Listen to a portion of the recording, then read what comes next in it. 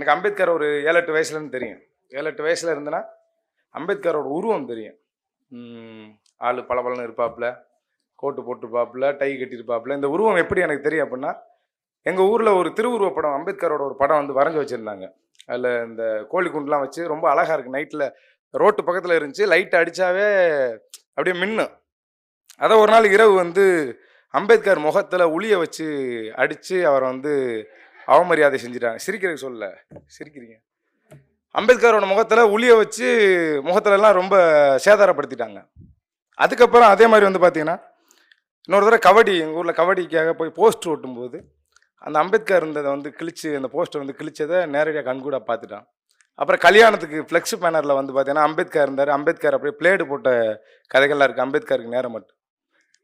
அதுக்கப்புறம் நான் என் வண்டியில் வந்து ஒரு சில மாவட்டங்களுக்கு மட்டும் தெரிந்த தலைவன் அல்ல இவன் அப்படின்னு போட்டு என் வண்டியில் அம்பேத்கர் ஸ்டிக்கர் ஒட்டியிருந்தேன். அதை ஒன்று நெகத்திலே சுரண்டி எடுத்துகிட்டு போயிட்டேன். அதுக்கப்புறம் இப்படிலாம் இது நடக்குது.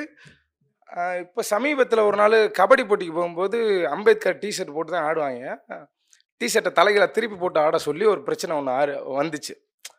ஸோ அம்பேத்கருக்கு இவ்வளவு ஒரு ஒடுக்குமுறை, அம்பேத்கர் மேலே இவ்வளோ பெரிய ஒரு வன்முறை வெறியாட்டம் இன்னைக்கு வரைக்கும் நடந்துக்கிட்டே இருக்குது.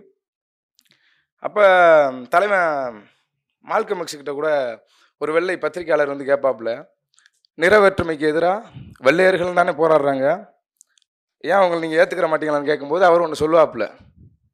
அவர் என்ன சொல்லுவாப்புலன்னா, வெள்ளையர்கள் நிற வேற்றுமைக்கு எதிராக மிக தீவிரமாக போராடினாலும் ஆனால் அவங்க வெள்ளையாக இருப்பதனாலேயே இந்த சமூகத்தில் அவங்களுக்கு கிடைக்கக்கூடிய ஒரு அனுகூலம் இருக்குல்ல, அதை அவங்க வந்து மறுக்கவே முடியாது அப்படின்வார்.